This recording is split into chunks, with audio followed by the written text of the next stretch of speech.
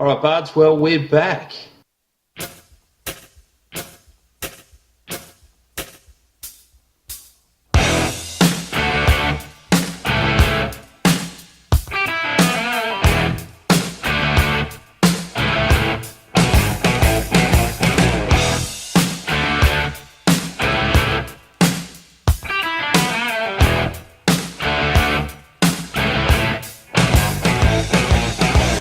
Few technical difficulties today, and been a lot more technical difficulties called building, more temperamental than Tim and Anastasia around here. So let's go for it.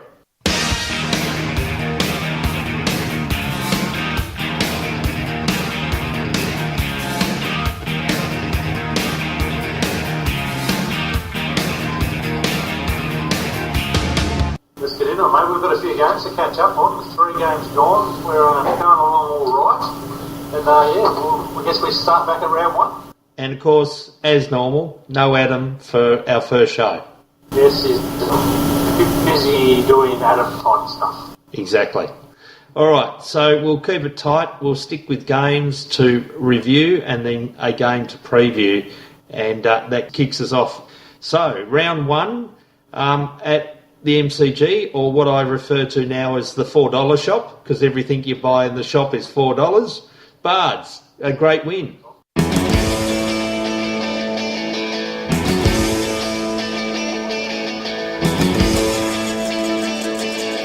was a great win, mate. And of course, I was at work watching it on the TV. So it was Hawthorn 17-21, 120. Smashing the little Cats 8-13-61. Hey, look, we won't do goal kickers this year, I don't think. I reckon most people know who they are. So we'll go straight into the votes.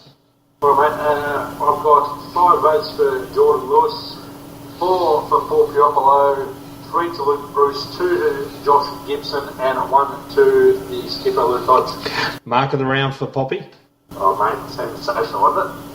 Commentator loved it. We all loved it. He gets up, kicks a goal. He's got it. Yeah, fat Poppy. Still not so much as kicking a goal.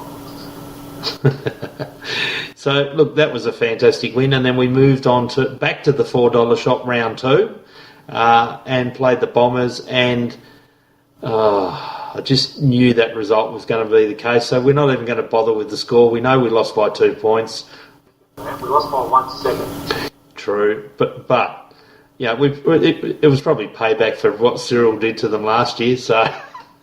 what goes around comes around. It was the exact opposite of last year's game, and we didn't deserve to win on the day. I don't reckon it would have been stealing if we had got it.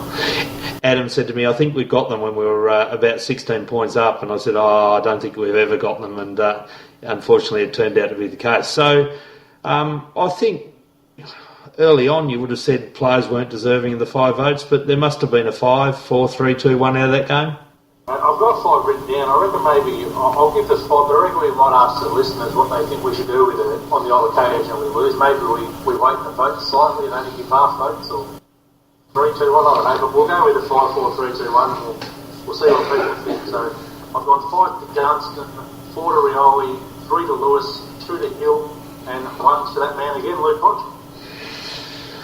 All right, well, we quickly pass over that one and we move back into winning territory, home territory. We unfurled the flag again in Launceston. I know that as York Park. An impressive 70-point win, Bards. It was, mate, and this was a game that a few around the traps were saying it couldn't be a danger game for us because we come off a loss and the Bulldogs were flying, but I was very pleased to, despite the conditions of that wind really blowing a gale, so I see how critical we were at putting them away once we got going. So I think without that strong win, we probably would have won by more. You know, it probably held us back a little bit, but then too, I guess, the fantastic win in the end of a really dominant display. All right, 5 votes there. Well, 5, it's that man again, but this time he's on the top, Luke Hodge. Masterful performance, just did what he wanted all game basically. I heard that someone in the radio said that they heard Luke Hodge had a bowl because no one would go near him all day. 4 to Ruffhead, 7 goals from a centre half forwards or full forwards, not a bad effort, but when you add in the clearances and everything else he did, 20 odd possessions, sensational game. 3 to Lewis, just kept backing him up. 2 to Birch, who cleaned up everything, and 1 to Isaac Smith, who in one of his high possession games as well and use the ball quite well. All right, well, let's take a break and we'll come back with the review of this week's game.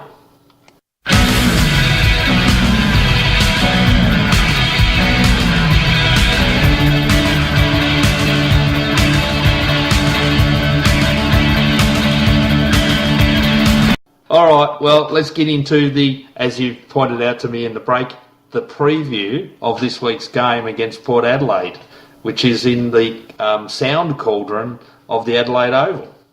Is that place where I've heard rumours that they actually pump the crowd noise back out of the speakers as well to make it sound noisier? Whatever, but they're not going to win. So, Bards, tell us how this game will play out. Look, mate, it's a big game, and obviously they got us over there last year by a couple of goals for no good run. But remember, we had blokes like Ruffin, Mitchell, Gibson, Lake, Rioli out that game. And then they almost picked us in the prelim final, where after being about 5 or 6 goals up, the boys started working out what they were doing on our final week and forgot to finish the game. So, look, I think we're a better side than them. Obviously, I think we're better than everyone, but it should be a good game. I look back at the game against the Swans that the Swans fixed them up, so they're far from unbeatable on their home turf. It's just a matter of doing things right early on, and I think we put them under pressure and they can come crumbling down as well. So I think we'll win the game, mate, as long as we the right Hawthorn turn up and not the one we saw a couple of weeks ago. All right, well, nearest to the pin, Bards, and before we actually tee off, I must say that because Wedders and his love affair with Facebook was on, off. I tried to calculate the score last year and gave up because I had to ask him to come back on to try and get his scores and whatever. I'm about 2 rounds out from completing it, and I do promise that now I've got the computer in the studio all set up again, I will work it out and we will announce next week who the winner was. I'll tell you what, another competition though for the listeners, and that is who do they think might have won it? They could go back themselves and go through it all and find out, couldn't they could, but it's a hellish job, let me assure you of that. So, let's... Well, listeners, Grant, just going by the interaction that's been going on the Facebook group so far, I hope all those names are becoming listeners when we post the show as well, because it's becoming a very good group to talk about Hawthorn without the rubbish that we get in some of those other Facebook groups. Exactly. And we want to hear from you if you are listening and possibly get you in to do a show. Exactly right, Bart. So let's tee off. Nearest to the pin. Your crack. I'll go with 27 points. All right, well, I'm going with my favourite at the moment, which is a consistent 23, because it's my favourite Hawthorn number, of course. And on that note... Go Hawks. Go Hawks.